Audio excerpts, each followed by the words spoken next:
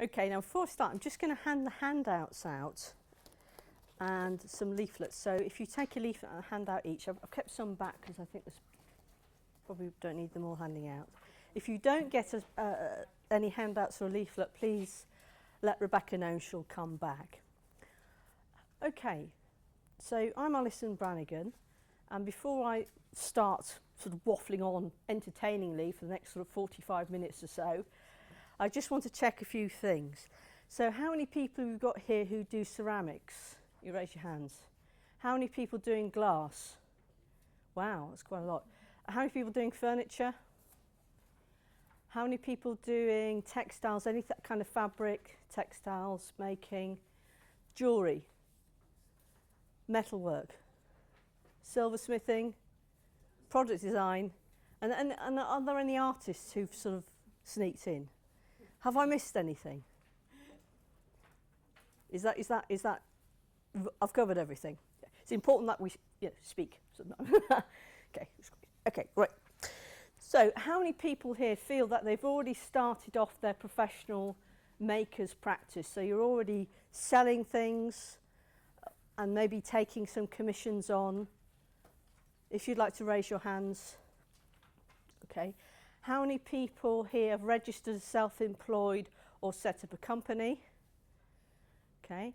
And how many people have been going for maybe 2 or 3 years or longer? Okay. Great. Okay. It's good to know that. Right. So I'm going to start talking a little bit about registering first as self-employed. Oh, I'll pass my books around as well so people can have a sort of a look while I'm available from everywhere. Okay, so here we have our friend here, Mr. Osborne, and the budget. So I've got a little thing I'm going to get out of the way straight away. There are 4 errors on the handouts because I did the handouts a couple of weeks ago and I got slightly confused. So 2/3 way through my talk, we're just going to stop. You're going to get your biros out, and you're just going to tweak a few figures in the pack. So the budget was on Wednesday afternoon. So there's also 2 new things which were announced on Wednesday as well, which I couldn't put in the pack because they hadn't been announced beforehand. So there we go. So the first thing you need to do is invest in a wall planner. You need to get somewhere in whether you're working from home, whether you're living in and working in your bedroom, wherever you are, whether you have a whole house or a flat or just a room, you need to have a little area of that space which is just for your admin. Invoicing, accounts, notes, things you need to do. Because part of running a practice, and some people will call it a crafts practice, some people may prefer to call it a business. Some people refer to something called freelancing, which is more about being self-employed but working per contract. So it used to be from the old medieval freelancing where people were hired and they would just work for whichever side paid them the most money. And make sure you invest in a wall planner. So some people refer to themselves as being self-employed. Other people may say they're running their arts practice or a business. It's all just terms for the same thing. We're talking about legally trading. So, wall planners, though they're old-fashioned things and you've all got these smartphones, it's important to have something big and still on a wall because you walk through time one way. And I often think with these smartphones which you have, there's this going on the whole time. And I think it can give you the impression that time is kind of flexible, and it isn't. It doesn't move. You have to move through it. So you need something like this so you can see the whole year ahead. So when should I register as self-employed? So when you start spending money on a business, so maybe start buying equipment or materials or setting up a website, then you are actually trading. And at that point, you should really register with the HMRC, which is Majesty's Revenue and Customs. If you start making sales, doing work for people, and they give you some money, thanks very much, and you're not an employee. I'm not talking about a proper job where you have, you know, your tax deducted and it's regular hours. I'm talking about when you're making or doing commissions or a bit of freelance teaching. It's all part of being self-employed. If you start earning or making any money from commissions, and I hope people can see the slides clearly, do let me know if you can't, you have to register by law. So there's no like de minimis amount of money. Well, I've only earned a few £100 or I've only earned a few £1,000s. I don't need to register myself as a business. Yes, you do, because you're actually trading. And even if you're hardly making any money at all, in fact, you might even be losing money at the moment, it can be to your advantage to register as self-employed. And hopefully I'll get to that at the end.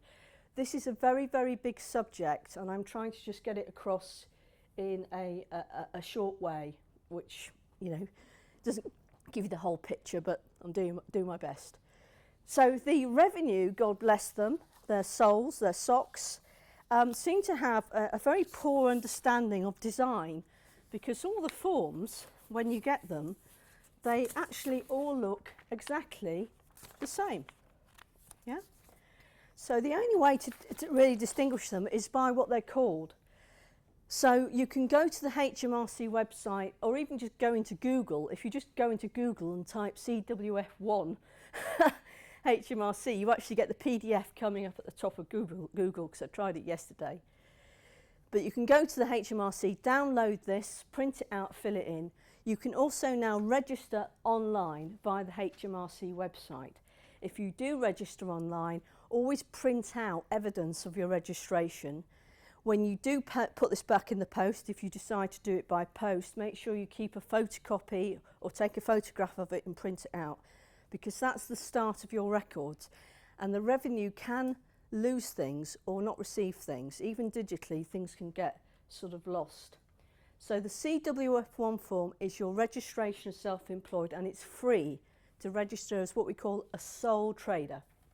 Okay, so the legal term is a sole trader.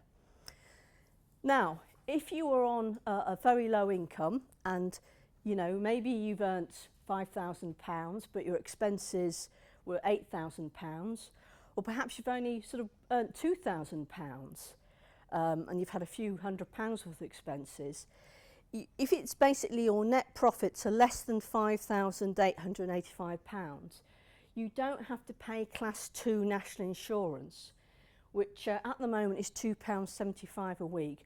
So if you're in a full-time job and you're just sort of doing, you know, you're making 1 or 2 days a week, and it's not really generating, you know, huge amounts of money, then, you know, you don't need to pay Class 2.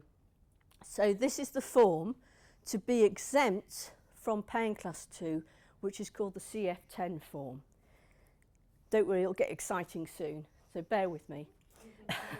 We have to do this. Now, if you're pretty confident, you know, you've started to sort of get larger orders in, you know, things are really picking up, perhaps you've got a really big commission coming in, then you should just register for Class 2. Now, at the moment, this is a monthly payment which comes out of your personal bank account, because Class 2 is a tax personally.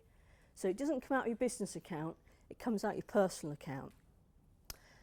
And 2 years' time, this is going to be made in one big lump sum at the end of the year, but at the moment it's still monthly. Now, if you are living at home and you haven't got any other job, I would pay the Class 2 even if you're not earning very much, because at least you're paying something, because now we have to pay at the moment 35 years of national insurance contributions to even remotely have any chance of a pension, and that may well go up to 40 years by the time you guys are my age. So even though £2.75 a week is not going to buy you a pension by any stretch of the imagination, at least you're not losing a year, and I hope you can follow that argument. It contributes to the NHS, national insurance contributes to welfare, the police, all kinds of things. So this is the CA5601 form. This is the application form to pay your Class 2. So really, if you just remember